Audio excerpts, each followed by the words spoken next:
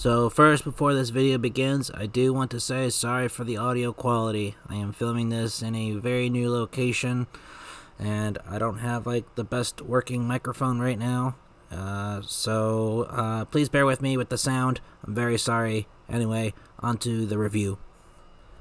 I saw 3 films over the weekend, so let's talk about them. The first film I saw was Tar, directed by Todd Field. This is the same director as Little Children and In the Bedroom, which I have never seen. The film stars Cate Blanchett as the title character, who is a gay, germophobic orchestra conductor, who at the beginning is at the top of her game until she gets involved with a conspiracy that spirals her life out of control. The film isn't quite a straightforward narrative. It's about Tar's character and her descent.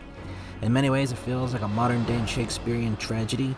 Blanchett herself was fantastic, and I can see her getting nominated for several awards. She definitely portrays Tar as not necessarily a likable, lovable character, but rather a selfish, greedy character who gets her comeuppance. The cinematography was great, and on the technical aspects, there were a lot of long takes that I could imagine were a pain to shoot. If I were to have some complaints about the film, it is very slow at times, especially at the beginning of the movie, and there are moments when Tar is supposed to be playing the piano and it doesn't look like her fingers are even touching the keys.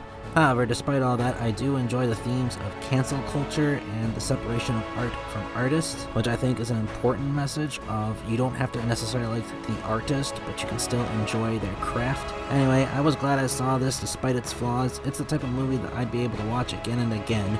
I give it an 8 out of 10. Also, another thing I forgot to mention about the Tar movie, this is a last minute update upon editing. I forgot to mention about the soundtrack by the woman that did the soundtrack for The Joker and Chernobyl TV miniseries. It's also very good. It worked a lot. I do like that the music was diegetic, meaning that it had a source in the movie and felt natural. It didn't feel like it was just an added on stapled soundtrack. Everything felt like it had a source.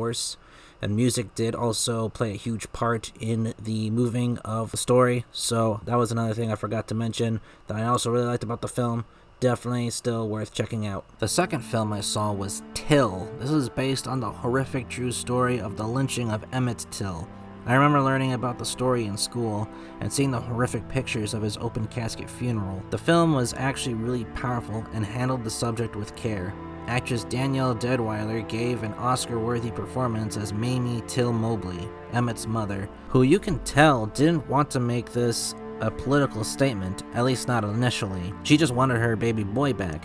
She only made it political after seeing the horrible disfigurement of her child and when she attended the trial later on because she had to. The great injustice of Emmett's death was the catalyst that jump-started the civil rights movement. This is a well-directed film, and I love how everything looks. I love how everything was shot. They reveal Emmett's body, and it looks exactly like the horrific images. It's easy for a film like this to come off looking manipulative or overly political, but I never got that impression with this film at all. Mamie didn't want to get political. She had to get political, and you can see that in Deadwyler's performance.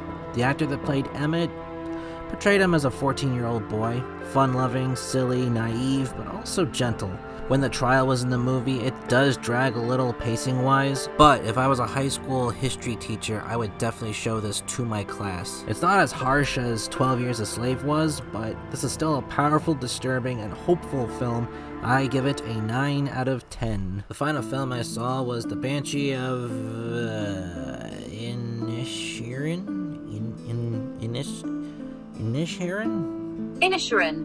Yeah, that. This is a film that was directed by Martin McDowell, who is also the director of In Bruges and 3 Billboards Outside Ebbing, Missouri, which are both fantastic movies, and I highly recommend you check them both out. This film is appearing on everyone's favorite film of the year list, and I can definitely see why, but to be honest, this is my least favorite of the 3 films I saw.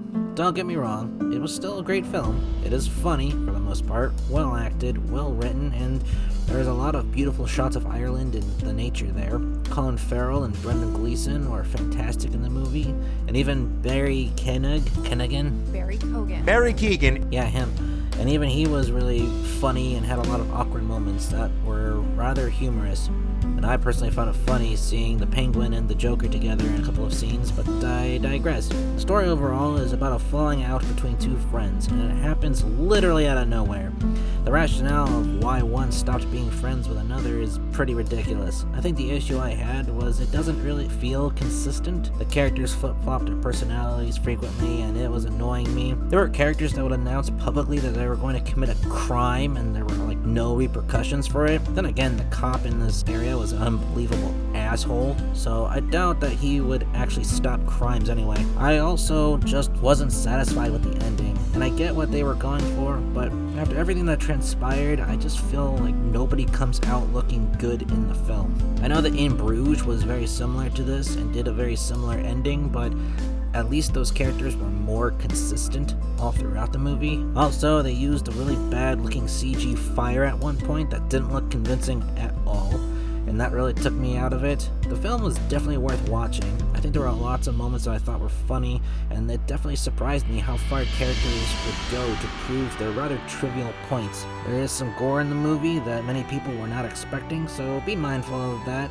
Overall, I'd still give it like an 8 out of 10. It's closer to a 7 than a 9, but that's just me.